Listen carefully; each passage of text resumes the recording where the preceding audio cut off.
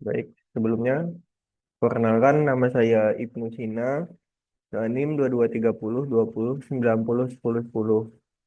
Di sini saya akan menjelaskan statistik Maxwell-Boltzmann, statistik Bose-Einstein, dan statistik Fermi-Dirac. Yang pertama, sebelum saya menjelaskan statistik, apa itu statistik Maxwell-Boltzmann, apa itu statistik Bose-Einstein, dan apa itu statistik Fermi-Dirac, saya akan menjelaskan partikel, di mana partikel sendiri terdiri dari partikel kuantum, yaitu partikel yang tidak terbedakan antara partikel yang satu dan yang lainnya, di mana partikel kuantum ini bisa dijelaskan dengan statistik Bose-Einstein dan Fermi-Dirac. Sedangkan untuk partikel yang kedua itu ada partikel klasik. Partikel klasik merupakan partikel terbedakan satu dan lainnya. Partikel ini dapat dijelaskan dengan statistik Maxwell-Boltzmann. Di dalam partikel itu kita kenal dengan ada assembly atau ruang atau tempat gabungan dari banyaknya partikel. Sedangkan sistem itu adalah partikel terkecil. Baik, saya akan menjelaskan apa itu statistik Maxwell-Boltzmann. Yang pertama, kita penentuan pengali beta. Bila saat dilakukan pemasukan panas tidak ada penambahan jumlah partikel atau dN sama dengan 0, maka perubahan bobot assembly menjadi D ln W sama dengan min beta dq. Dan entropi dalam bobot konfigurasi S sama dengan K ln W. Maka diperoleh untuk betanya sama dengan 1/kT.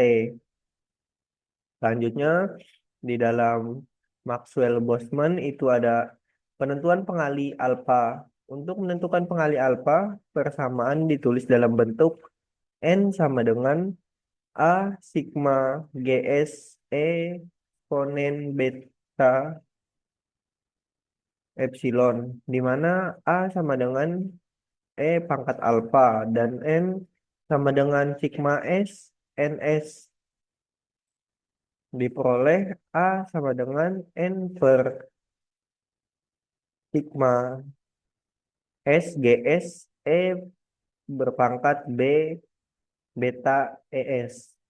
Dan dengan memasukkan harga beta sama dengan min setengah KT dapat nilai A, di mana A sama dengan N per BV BV dikali dengan 2 M KT berpangkat 3/2, atau A sama dengan ln A sama dengan ln N per BP 2 M KT berpangkat 3/2. Selanjutnya dengan kita memasukkan nilai alfa, beta, dan GS dapat ditulis menjadi persamaan diferensial Maxwell-Boltzmann, yaitu N epsilon D epsilon sama dengan 2 VN per VKT berpangkat 3/2 eksponensial min epsilon per KT epsilon berpangkat setengah D epsilon. Selanjutnya kita masuk ke statistik Bose-Einstein. Pada tahun 1920-an, seorang profesor Universitas Dhaka di British India yang bernama Sendranath Bose tertarik dengan teori Einstein mengenai gelombang cahaya yang diumpamakan sebagai partikel, atau kita bisa kenal dengan foton. Selanjutnya, dia berniat mengembangkan hukum statistik yang mengatur pola perilaku foton. Cukup berhasil. Ada sistem yang mengandung partikel yang tak memenuhi prinsip eksklusi Pauli, di mana artinya Jumlah partikel pada suatu keadaan kuantum tidak terbatas sehingga fungsi keadaan yang menggambarkan sistem partikel adalah simetrik terhadap pertukaran partikel. Partikel elementer dengan spin bulat atau dengan kata lain sebuah partikel yang memenuhi statistik Bose-Einstein. Contoh partikel ini adalah foton, fonon, dan atom helium. Pada suhu yang sangat tinggi, kecepatan sistem sangat besar sehingga panjang gelombangnya sangat kecil. Sistem boson tidak memenuhi prinsip larangan Pauli sehingga satu tingkat energi dapat ditempati oleh sistem dalam jumlah banyak. Di mana untuk menentukannya yaitu kita mencari nilai W. Len W sama dengan len sigma dari S sama dengan 1 sampai dengan M GS plus NS min 1 faktorial per NS faktorial dikali dengan GS min 1 faktorial sama dengan sigma S sama dengan 1 sampai dengan M len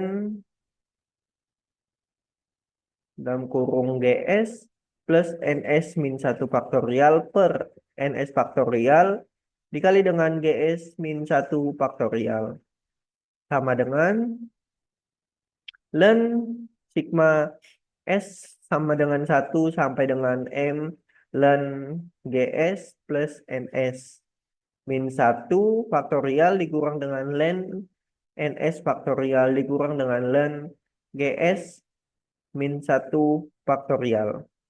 Sehingga nanti setelah itu kita dapatkan delta len W sama dengan S sigma S sama dengan 1 sampai dengan M. Dalam kurung delta dikali dengan GS plus NS min 1 len GS plus 1 NS min 1 min delta GS plus NS min 1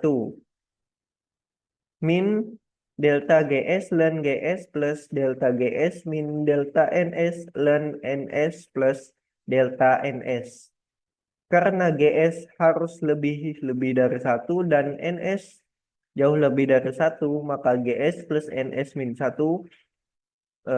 jadi sama dengan GS plus NS sehingga persamaan dapat disederhanakan lebih lanjut menjadi delta len W sama dengan sigma S sama dengan 1 sampai dengan M len GS plus NS per NS delta NS. Dan akhirnya ungkapan untuk jumlah populasi pada tiap-tiap tingkat energi sebagai berikut, yaitu NS sama dengan GS per eksponensial min alfa min beta ES dikurang dengan 1. Parameter beta sama dengan min 1 per KT. Dengan demikian, bentuk lengkap fungsi Bose-Einstein untuk assembly boson adalah NS sama dengan GS per E eksponensial min alfa plus ES per KT min 1. Agar constraint ini tidak diberlakukan untuk assembly dengan jumlah sistem tidak tetap, seperti foton dan fonon, maka nilai harus diambil 0. Dengan nilai ini, maka fungsi distribusi untuk sistem semacam ini menjadi NS sama dengan GS per eksponensial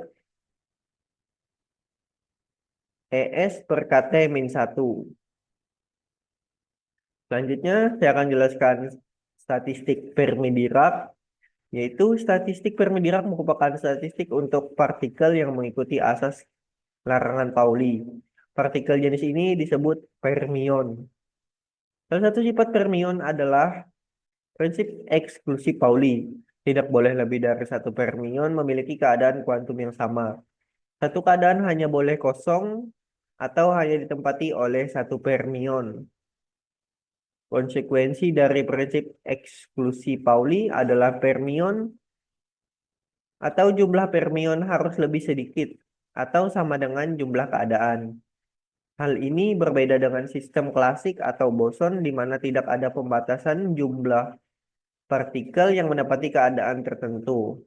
Contoh elektron, proton, dan neutron. Nah, ini ada bermacam-macam kategori di mana partikel-partikel identik tidak terbedakan. Ini untuk menjelaskan Fermi Dirac atau ciri-cirinya yaitu partikel-partikel identik tidak terbedakan. Diperuntukkan partikel-partikel dengan spin tidak bulat. Memenuhi larangan Pauli, gas 3 helium pada 200 Kelvin mengikuti statistik Maxwell-Boltzmann. Gas 3 helium pada 2 Kelvin mengikuti statistik Fermi-Dirac. Gas 4 helium pada 300 Kelvin mengikuti statistik Maxwell-Boltzmann. Gas 4 helium pada 2 Kelvin mengikuti statistik Bose-Einstein. Gas elektron mengikuti statistik Fermi-Dirac. Dan gas foton mengikuti statistik Bose-Einstein. Setiap prinsip Pauli untuk pasangan N, L, M, L, S, dan MS hanya bisa ditempati oleh satu elektron. Jadi NJ kurang dari sama dengan GJ. Jika tingkat energi EJ akan diisi dengan NJ, buah elektron, maka dengan degenerasi GJ, jumlah cara mengisikan partikel adalah GS, GS-1, GS-2, dan seterusnya sampai menjadi GS min NS plus 1.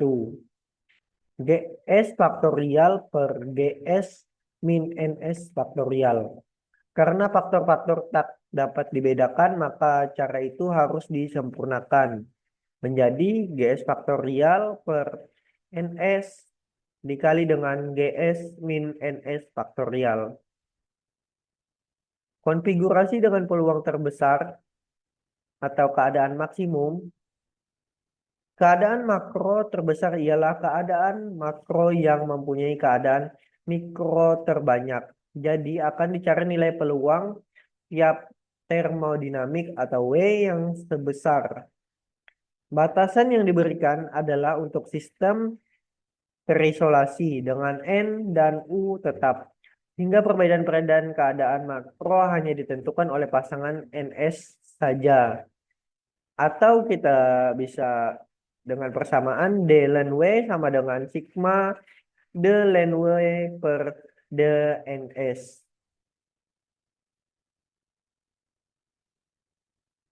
DNS. Dari persamaan 1 didapat bahwa W sama dengan sigma S GS faktorial per NS faktorial dikali dengan GS min NS faktorial. Ln W sigma ln GS faktorial dikurang dengan ln NS faktorial dikurang dengan ln dalam kurung GS dikurang NS faktorial. Sama dengan sigma GS ln GS min NS ln NS min GS ln GS min NS plus NS ln GS min NS.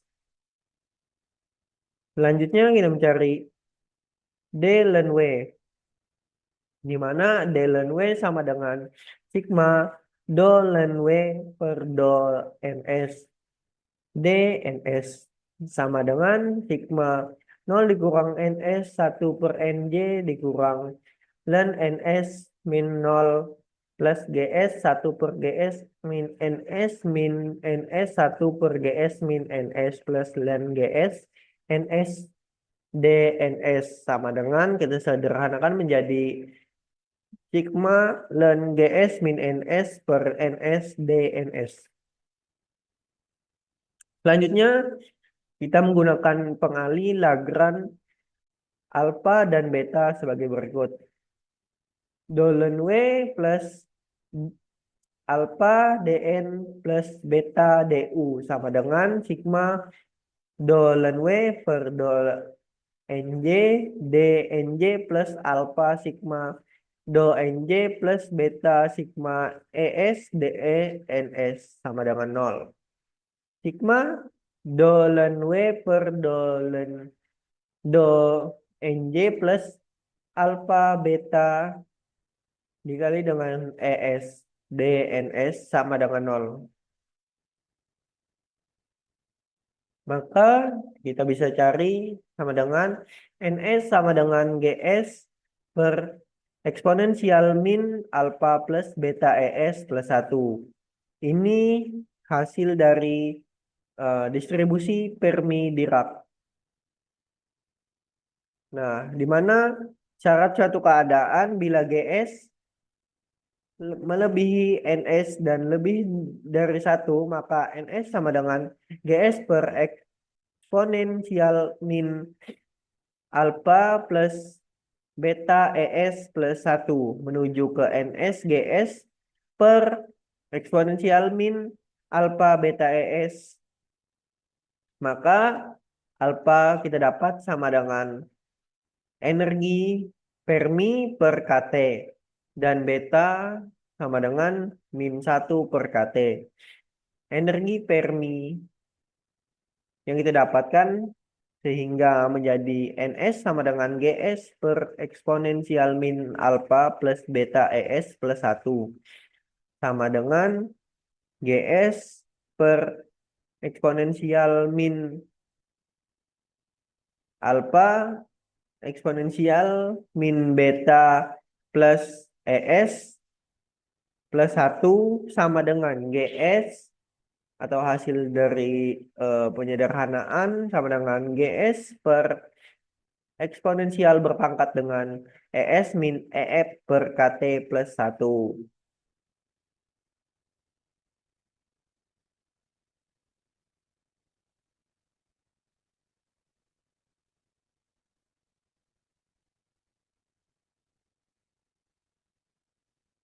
Selanjutnya dapat kita simpulkan bahwa statistik Maxwell-Boltzmann, Bose-Einstein, dan Fermi-Dirac merupakan pendekatan fundamental yang digunakan untuk menggambarkan distribusi partikel dalam sistem fisika berdasarkan sifat partikel dan mekanika kuantum.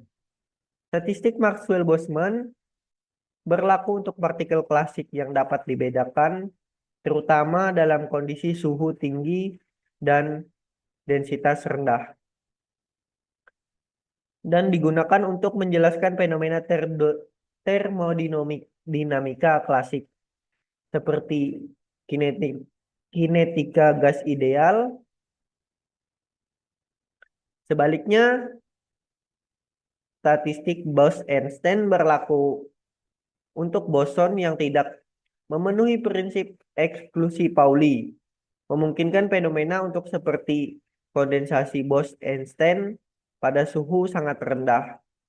Sementara untuk statistik Fermi-Dirac itu digunakan untuk fermion yang memenuhi prinsip eksklusi Pauli, seperti elektron, dan menjadi kunci untuk memahami sifat elektronik material, termasuk konduktivitas listrik, termal, serta perilaku elektron dalam pita energi semikonduktor.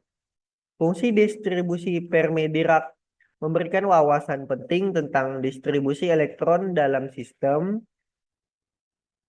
kuantum yang sangat berpengaruh pada desain dan optimasi perangkat teknologi modern seperti transistor, semikonduktor, LED, dan sel surya.